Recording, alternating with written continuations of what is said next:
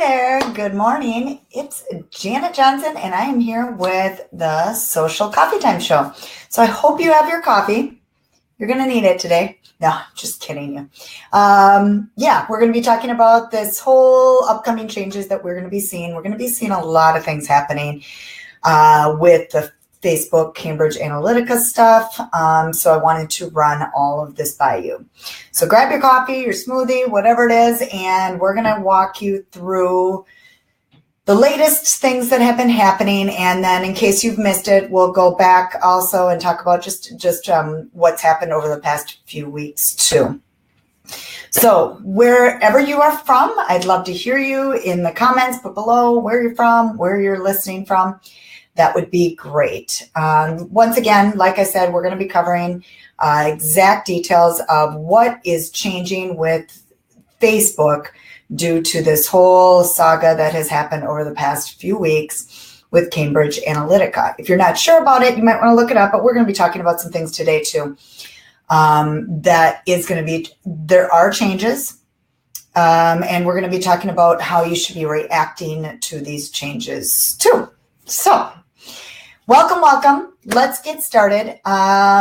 They had a change last night. Let's see here if I can share my screen. And I listened to over an hour Facebook Live of Mari Smith. She's excellent with keeping us updated with all this news. I pay attention to it through all my social media peers. And it's not fun. I mean, to be honest with you, this is a bump in the road for Facebook, to be honest. It's not the end of the road by any means, so I don't want you to think it's the end of the road. It is something that is a bump. I've been on Facebook since 2007, so it's been a long time, and I've seen a lot of changes. We talked about when the Twitter feed came out and Facebook decided to change the Twitter feed, the Facebook feed to the Twitter feed. And what ended up happening? People were in an uproar. I mean, I'm dumping Facebook. I'm leaving Facebook. And in the end, what ended up happening? We worked it out. We figured it out. Everybody moved forward and Facebook still prevailed. Now, secondly, I remember a big thing too, when they started doing advertising. It was all organic for so many years and people were very, very spoiled. I mean, I think that's something I want to really bring up to all of us. We have been extremely spoiled. We were spoiled with Facebook when it was organic, when we did not have to pay for advertising. And now we're spoiled with Facebook's advertising platform. It is incredibly inexpensive and incredibly targeted because of the things they've done to get kind of in this mess. But they are not the only one doing it. So that's the thing to remember. They're not the only ones, and it's only going to come out how much the other platforms, I'm sure all the platforms are real worried about things in the future. So I just want to preface with that this is not the end. It's just another bump. And I completely believe they will overcome, but we'll be talking about what thoughts I have on what you should be doing. Hey, Brad. All right, so we're going to share the screen here. And let's see here. We're going to show my desktop. I'll go solo with that. And here you go. So this is the latest change in Facebook. They came out with all these last night. So these are some of the things to look out for. And a lot of them you might not understand because the API is meaning that people can connect through Facebook. So I don't know how to explain this in the easiest sense is if you have an app, let's say you're using Eventbrite or any of those we're talking about the first one here, anything for events, Google Calendar maybe. Any of those, and you end up saying sign in using Facebook, that's their API. So the app permissions. And in the past, when you gave the app permissions, these apps were able to take all your data. I mean, they could take all sorts of things about you and use it however they'd like to. Now, most didn't. I don't know. We don't know how they've used it, but the biggest thing that it's been used for is for the Facebook advertising and possibly other advertising too. So the Events API, it's going to be a lot stricter. So just reading through this, just so that we can kind of really touch on the little details. People could grant an app till today. So this is yesterday. This came out just yesterday. People could grant an app permission to get information about events they host or attend, including private events. This made it easy to add Facebook events to calendar, ticketing, or other apps. But Facebook events have information about other people's attendance as well as posts on the event wall. So it's important that we ensure apps use their access appropriately. Starting today, apps using the API will no longer be able to access the guest list or post on the event wall. In the future, only apps we approve that agree to strict requirements will be allowed to use Events API. And I'm not going to read through every one of these, but because they're all going to be very similar. But this is strictly for events.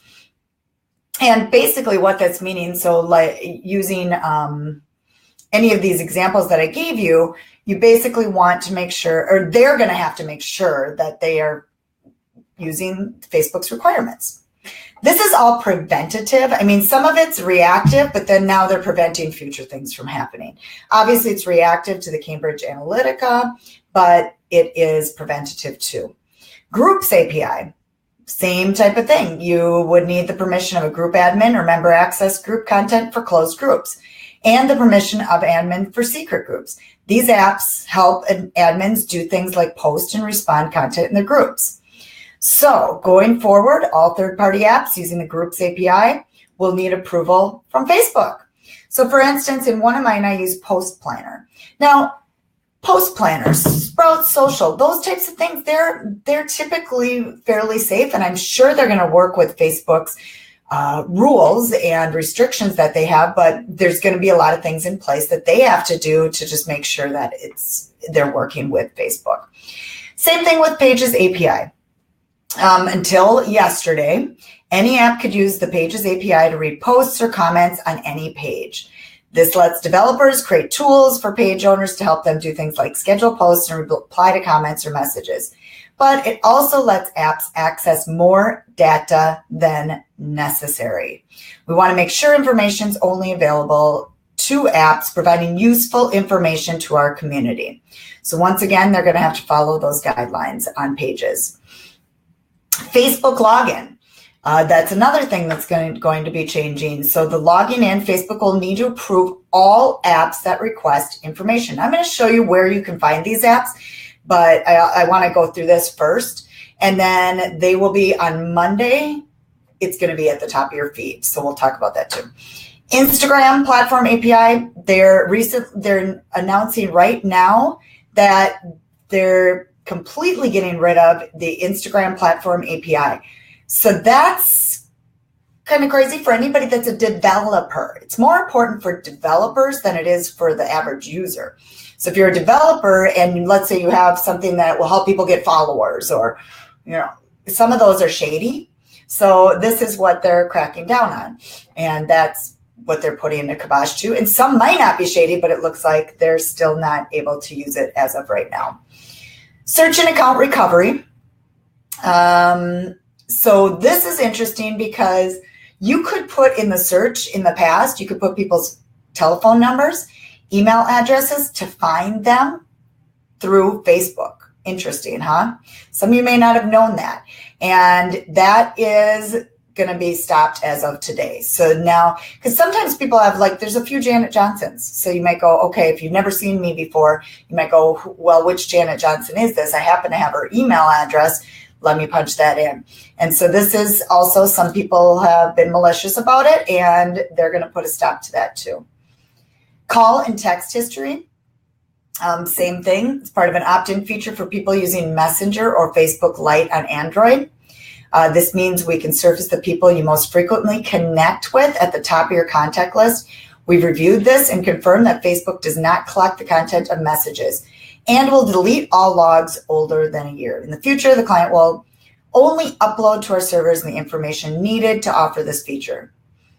So two more things, data providers and partner categories. This is something, the third-party categories for advertising. This was announced last week, but this is very, very important. Some things were fed from third parties, like a company called Axiom. And with that third party, they would be able to know who recently purchased a home, recently got married, things like dealership that they purchased, somebody bought a new car, or maybe they were looking for a new car. That's somebody, that data was fed to us by third parties. Some of it was third party, and then there's other things that were straight through Facebook. So that is going to be put a kibosh on in the next 6 months. And it is possibly going to hurt the advertising, but it will.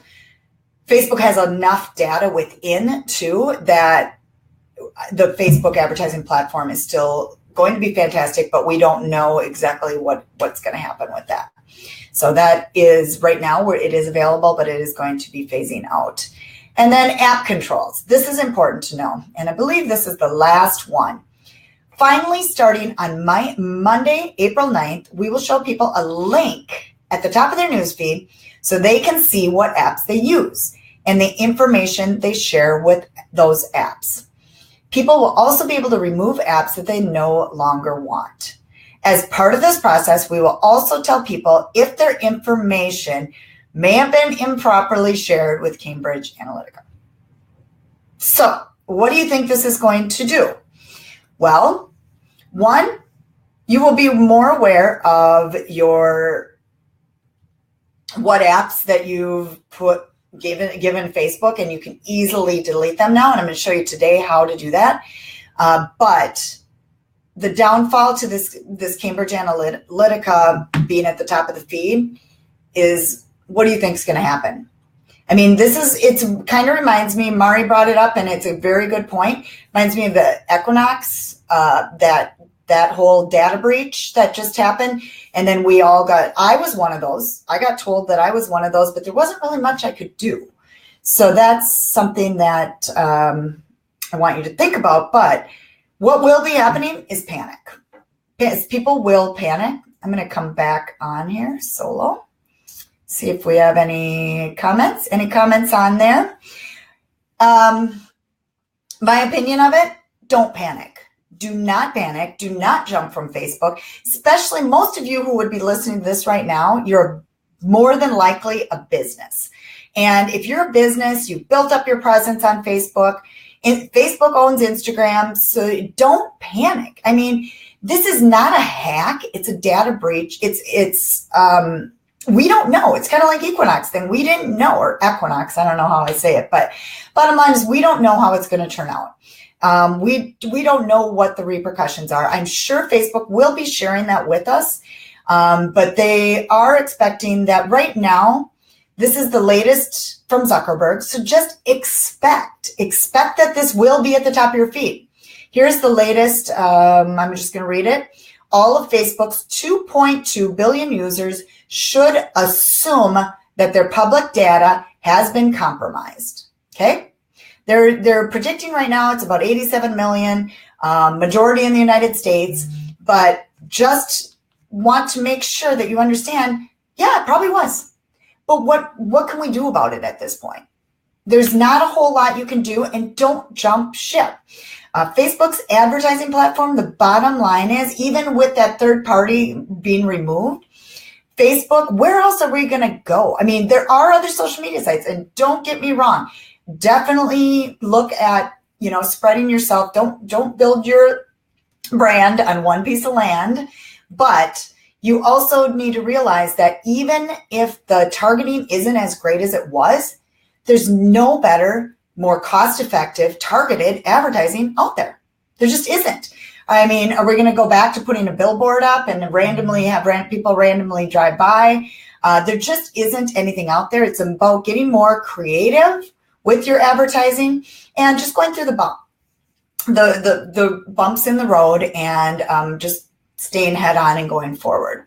But the bottom line is, don't panic. We don't know what it's going to be, and just expect that, yeah, it did happen. And I'm going to show you exactly how you can clean up your apps so that maybe you could prevent some things in the future too. We are so awesome. We are so public already anyway. Exactly. Well, see, and that's the thing. Just remember too, it's not Facebook only. I believe going to court is Zuckerberg with Facebook, and then it sounds like Twitter and Google also. So that's all related to this and privacy issues and that kind of thing. I don't know the details. I try not to pay attention to the news, really. My goal is to just perform for clients, make sure that we learn things from, and I bring content and trainings to you guys so that you can grow your business. But the bottom line is this has become important just due to that there are going to be some changes, and I want to warn people ahead of time that, yeah, there will be some changes happening. So let me show you my screen and show you exactly how you can go. If you want to wait till Monday, you can, but they have it kind of hidden at this point on the third-party apps. So if how many of you guys have done a quiz before? One of those quizzes like, what type of movie star are you? Or, what color is your best color? Or what type of animal are you? Or whatever it may be. There's just these random ones out there that people share and they go really viral. And once you do it, you have to give permission to that app. And even with lots of other things, like I use Sprout Social, I use Post Planner, I use when you see my apps, you'll see all the apps that I use. So I'm going to show you how to do this. You can actually delete all these apps too. So let's share the screen again. I'm going to go solo there. All right. Here's my personal profile. And how you get there is by going to these three little dots on, as you can see, it's fairly hidden, obviously. So a lot of people don't even know that it's there. And then we want to go down to timeline settings. Okay, now we want to go to apps here. And there's a lot of other things you might want to go look at too, but apps, the third-party apps are where you could potentially get compromised. So as you can see, as of last week, we had to manually do one by one by one. I use a lot of these, so I don't, at this point, to me, they're trusted. I guess this is one. I don't know what that is. I think it's something that I would use. And the other thing is, like, let's say Airbnb, for instance. I set that up by logging through Facebook, but I didn't have to. So that's something to think about. Maybe it's easier because then you don't have to create all these username passwords. So it's just been very, very easy. But the cool thing is we used to have to do these one by one. They just changed it where you can check mark the box. And I haven't done any of this yet, but I don't really use that anymore. I'm not really a house user. I don't know. I use a lot of things. It's kind of tough for me to do here. I don't use that one anymore. You're seeing all my personal apps here now. Let's see, live stream. I don't even know what that is. Cloud, I don't really even use anymore. So it's interesting because, I don't mind having a lot of this in here, but it's something to just think about with what you have. And interesting that I don't really want to get rid of a whole lot. I actually did clean mine out of the junky ones where I did some of those survey things because I have fun with those, but I've been aware of this for a while. So I'll do it and then I'll go in right away or pretty quickly and delete it. So all I did was check mark the ones I want to remove and I hit remove. And then it says also delete all posts, photos, and videos on Facebook these apps and websites may have published on your behalf. To me, at this point, I don't really care. So I'm just going to go ahead. But you may want to, most of those were old or none of those really had a post, but I just want to make sure that I showed you that. So just to review, you go to your personal profile. So I'm just going to click on my name and then I'll come back and answer your questions. And then you want to go to this little three dots, timeline settings, and then apps. And then in here, there's all your different apps that you have. Now, there is a lot of different things in here. They're going to really be pushing that out there Monday. This is just one piece of it. You can even see why you're getting targeted with certain ads and that kind of thing. So I'm going to come back and how to get the apps from the 3 dots on the profile. Okay. Yep. I just showed it twice, Gerard. Let me know if you did not see it, but otherwise, let me know if you did see it because I did review it a second time. Yep. Okay, perfect. Perfect. So that's just one thing you can do. Now, let's talk about the other thing that I said I was going to do on here is make sure that I gave you the information on what you should be doing to preventative. That's one thing. Go clean out your stuff. I mean, go clean out your personal profile. You also can download it. Download your entire, I haven't done mine yet. I need to do it and I'm not positive how to download it. If I figure it out, maybe I'll just do a quick tutorial video and throw it on my Facebook page. I know how to do it. I just, I could make you sit here and watch me try to figure it out. But so the bottom line is you can download your entire data and back it up so that you have it yourself. And they're going to be giving you this more out front on Monday, along with telling you if you were compromised at all. So those are the different things that you will be seeing in the future. The other things I suggest you do is with audiences, if you do want to use a third party, Axiom is free and they can set up your audiences for you. And we've done that many times and they sometimes have some good audiences. So you could test that third party piece before it's up. Other things you can do would be don't jump ship. That's my biggest thing that I really want to just recommend is don't jump ship. Still go forward. Still look at the Facebook ads are great. Instagram is owned by Instagram stories are fantastic. They have really been working for a lot of people. You really got to get over that 10,000 followers to get the results that people are getting. But bottom line is Instagram is growing. It is the Facebook of Facebook yesterday, and it's owned by Facebook. So don't leave. I mean, don't give up on Facebook by any means. It's just a bump in the road. But what I will tell you is it's interesting because I had this conversation with my husband last night, and I'm going to finish with this, is what would I do if Facebook didn't exist? What would you do if Facebook and Instagram both just went away? They're not, but what would be my next step? Well, LinkedIn, if you're a business to business, has improved tremendously lately. So I would actually focus a lot on the organic of LinkedIn. The paid tends to be kind of expensive. So just really getting your profile set up properly and doing some things with LinkedIn to make sure that you're doing some posts, get more engaged over there. Use it as a social media feed. It didn't used to be that way, but now they're really improving on it. So I've actually been working a little more with my LinkedIn profile. The other best form of advertising that I'm going to be doing a new launch soon. And with that, I will be doing some dabbling with YouTube ads, YouTube pre-roll ads. I've done these before for clients and they work really, really well. And I've heard from other people in my industry that YouTube ads are very cost effective and work very well. So that would be another thing. And if you're a brand like you, Gerard, a jewelry brand, something like that, I would also start looking at Pinterest. They're going to have that cracked. I mean, Pinterest ads too.